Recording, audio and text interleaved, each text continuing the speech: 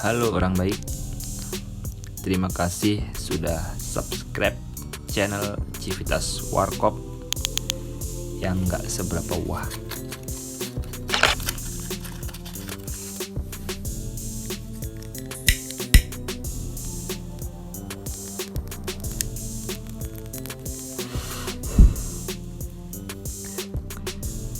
Ini adalah episode Jurnal Warkop dengan konsep bercerita berdasarkan obrolan di warung kopi. Buat kalian yang berpendapat bahwa konten ini nggak guna, tolong caci maki di kolom komentar, biar mental saya tertatar kawan.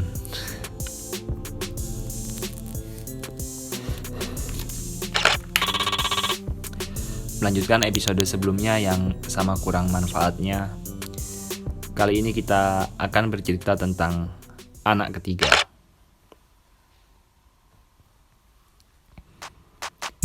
Diceritakan pada zaman ini hiduplah keluarga kecil yang terdiri dari seorang ibu bernama Asih dan 3 orang anaknya.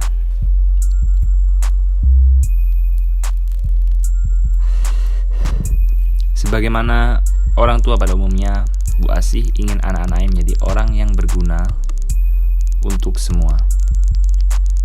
Untuk itu, beliau mendukung sepenuhnya apa yang menjadi keinginan anak-anaknya tanpa memaksa harus A, B, C, dan seterusnya. Singkat cerita, 2 orang anak Bu Asih sudah beranjak dewasa, sedangkan si bungsu menginjak usia remaja. Menariknya, dengan konsep Bu Asih yang membebaskan anaknya memilih jalan hidupnya sesuai apa yang menjadi pilihannya, mereka tumbuh dengan masing-masing karakter yang berbeda. Tak jarang terjadi perselisihan antara kedua anaknya, si anak pertama yang bernama Cakra dan anak kedua yang bernama Wahyu. Mulai dari masalah kecil sampai beberapa masalah yang hampir memutus status saudara mereka. Salah satu puncak permasalahan adalah ketika si sulung mencemooh agama si anak kedua dengan candaan bahwa menurutnya ia terlalu fanatik beragama.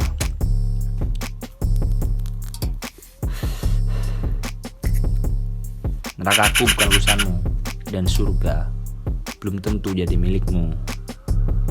Potong si sulung di tengah penjelasan anak kedua untuk si bungsu, yang kala itu bertanya tentang konsep pahala dan dosa. "Makasih bang, udah melucu di balik sabu," jawab si anak kedua. Singkat cerita, beberapa hari setelah aksi saling sindir yang kurang mendidik untuk dipertontonkan, tertangkaplah si sulung oleh aparat setempat karena kedapatan menggunakan barang terlarang. Dari pengakuannya, ia menggunakan barang terlarang itu untuk mengatasi segala kecemasan dan permasalahannya sebagai anak pertama. Dengan ditangkapnya si sulung, kesedihan menyelimuti Bu Asih. Ia merasa salah mendidik anaknya sampai terjerumus ke jalan yang dilarang. Si anak kedua pun menyaksikan kesedihan si ibu. Ia pun mencoba memberi masukan. "Sudahlah Bu, jangan bersedih kali. Mungkin ini balasannya untuk mereka yang mengolok-olok agama. Baik kecanduan agama daripada kecanduan sabu." "Candu kok sabu," kata si anak kedua. Si ibu pun masih terdiam menatap kosong ke depan. Kejadian itu diceritakan si bungsu ke salah satu teman curhat setianya.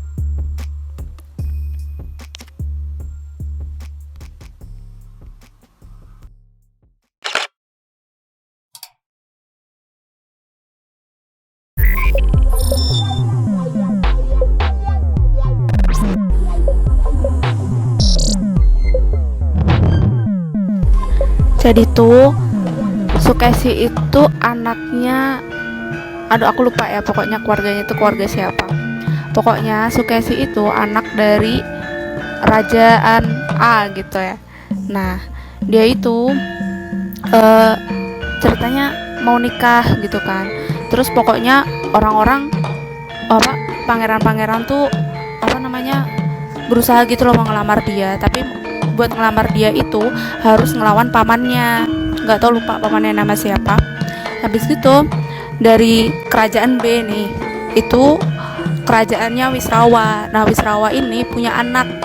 Nah dia itu mau, karena Wisrawa ini berteman sama raja yang di kerajaan A, nah dia itu pengen menikahkan ini anaknya itu sama si Sukesi kayak gitu. Jadi dia nggak perlu perang-perang gitu loh. Dia mau bilang Wisrawa ini ke ayahnya Sukesi. Nah ayah Sukesi ini bilang ya udah kamu izin aja sama Sukesinya gitu kan. Terus dia izin sama Sukesi, kamu mau nggak nikahin anak aku gitu kan. Panglima siapa gitu, pangeran siapa gitu, nama lupa aku. Nah udah, terus Sukesi itu punya syarat.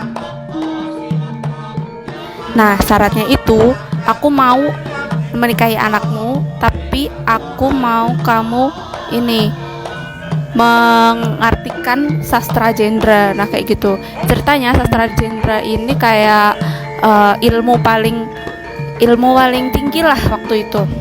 Nah habis gitu, nah Wisrawa ini merasa dia cukup berilmu buat revealing itu tadi, mengungkapkan arti sastra Jendra itu tadi. Nah Sukesi pun juga, Sukesi merasa dia itu mampu gitu loh buat menerima arti dari sastra Jendra itu kayak gitu. Nah akhirnya dua orang ini pergi ke ladang, enggak ladang juga sih, iya ladang lah kayak gitu, padang gitu. Mereka pergi ke sana kan. Habis itu si Wisrawa itu udah mulai ngasih tahu penjelasan itu bla bla bla bla bla, aku lupa panjang banget penjelasannya. Habis itu Sukesi menerima jawaban itu tadi, tapi akhirnya mereka ini dikutuk lah sama Batara Guru, karena menurut Batara Guru mereka itu terlalu sok tahu gitu loh. Mereka tuh menganggap terlalu berilmu gitulah istilahnya. Terus maksudnya kayak, kamu siapa gitu loh Wisrawa, kok kamu beraninya mengartikan hal-hal seperti itu gitu. Terus Sukesinya juga, kamu siapa gitu loh, kamu sombong apa kamu berani untuk menerima arti sastra Jendra gitu. Akhirnya mereka dikutuk. Udah dikutuk, mereka ini bersetubuh gitu. Terus ngelahirin 3 anak. Nah 3 anak itu raksasa semua, satunya Rahwana, satunya nggak tahu siapa, cewek pokoknya. Nah Rahwana ini menyimbolkan ini angkara murka kayak gitu. Terus kalau yang cewek menyimbolkan nafsu. Kalau yang satu lagi itu dia menyimbolkan kedunguan, baik tapi dia dungu, bodoh gitu. Jadi yang aku ambil dari situ ya itulah intinya, kalau kita mau mengartikan sesuatu, kita tuh nggak bisa mengartikan dengan pikiran kita sendiri gitu loh. Kita harus beriman dulu, terus untuk kita tahu makna-makna hal kayak gitu, kita juga nggak bisa mikir dengan freely gitu loh. Kita harus punya guidance, asisten lah istilahnya kayak gitu. Itu sih.